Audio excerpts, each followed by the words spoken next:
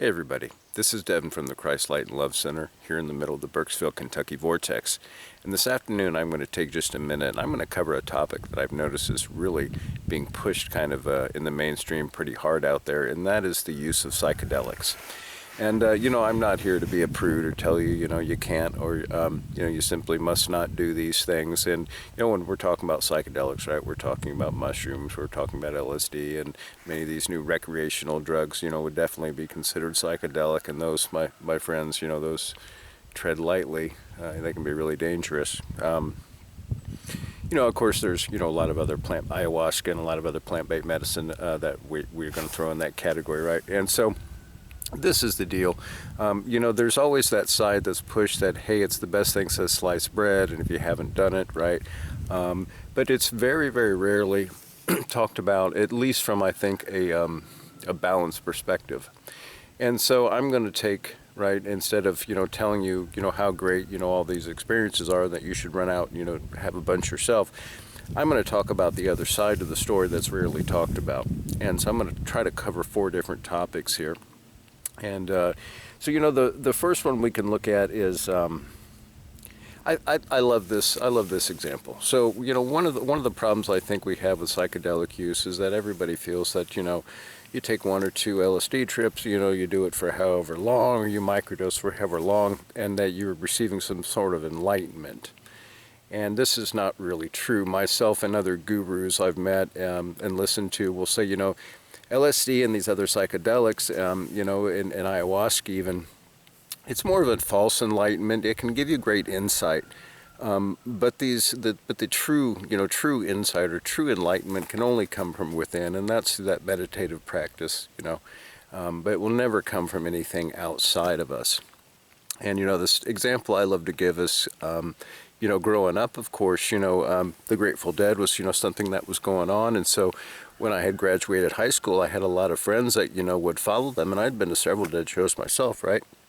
But I had several friends who would follow them for, months on end, and you'd meet them at kind of the beginning of their journey, right, on beginning of, taking these psychedelics, and you could see that, they were realizing that everything is one, and they were getting some, benefit, I think, from the use, but ultimately, when you see them a month later, there didn't seem to be much enlightenment, when they were unemployed, when they were broke, when they were, they had a drug addiction on top of their psychedelic use, and their dog ran away, all these other things in their life that were shattered and tambled and in shambles, but of course, they keep proclaiming, right, that they're enlightened. So, we got to be careful with that. Again, we can get a lot of insight from these plants, but and these other drugs, but they're not true enlightenment.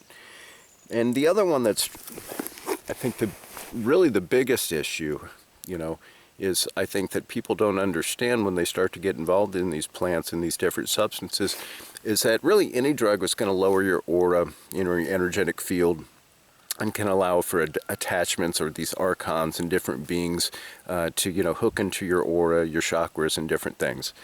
And so when you're going out on these LSD experiences and these psychedelic experiences, you've got to understand that, like, a lot of the stuff you're seeing, although some people argue that it's just your shadow or it's just something, you need to see inside yourself. No, a lot of the stuff isn't yours at all. This stuff is just, you're on a different realm, kind of more in the astral, and you, at that point, when you've taken these drugs, these different plants, LSD and these other things too, you no longer have your defenses that you would normally have if you were in your physical meat suit here. So you are basically more wide open to spiritual attack and attachments. And so when you come back from these journeys and things, you can bring things with you, right? And those things can then affect you and your family, and I've seen that before too. I won't go too much more into the attachment part of it, but kind of along with that attachment is something, the third thing I want to talk about is something that the Native Americans would call soul fragments. And that's a general term I've heard used for it, but their idea was that with each drug that you would use, for example, even something as minor as, as like alcohol, but, cocaine, I think, is a little bit bigger of a contributor to these soul fragments. But LSD would be or any of these other drugs would be the same. But each time that you do one of these drugs, you know, even marijuana, that you take a small little piece from the left side of your body and it's sort of, you know, taken away. And so with each drug you do, you're taking away a little piece of soul fragment, and you're giving it away and you're giving away. Now, I won't go into it right now, but yeah, I've seen this before in the middle of healings and some other things where, you know, the person basically is almost like they're not there because they've done so much hardcore drug use and different things in their life. So yeah, missing soul fragments. That's a video all in itself. And probably the fourth thing here I want to cover, and that is this idea that, you know, I see a lot of this right now being pushed, you know, on YouTube and Rumble and the different channels, is that, oh, no, you know, these people are going to a shaman, right? And, you know, they don't have a drug habit, or they're not using or abusing this drug. They're going to a shaman, and you're getting insight and getting enlightenment. And, you know, there's a lot of, you know, to say about finding yourself a real shaman and going to a real shaman. But the problem is anymore is this, you know, ayahuasca and all this other things, and now we've got shrooms legalized, right, in Colorado. It's become an industry. It's become something based on money, and that's completely sort of against, you know, the whole idea of finding the shaman who will take you on this, not take you on the spiritual journey, but really hold space. If that makes sense, you know, so holding spiritual space so that while you're out there, that you don't get spiritually attacked, that you don't come back with attachments. And you know, I'm hoping to have a woman that I used to work for who owns a hot springs out in Colorado. You know, shout out Kathy to you, love you, sweetheart. You know, but she tells a great story of allowing a shaman or a medicine woman, that I think she probably knew better to allow her to hold a ayahuasca ceremony on her property. But she tells tale of, you know, who knows, I think being drug into the event, but at one point in time saying that like everyone in the event shifted or changed to a reptilian form.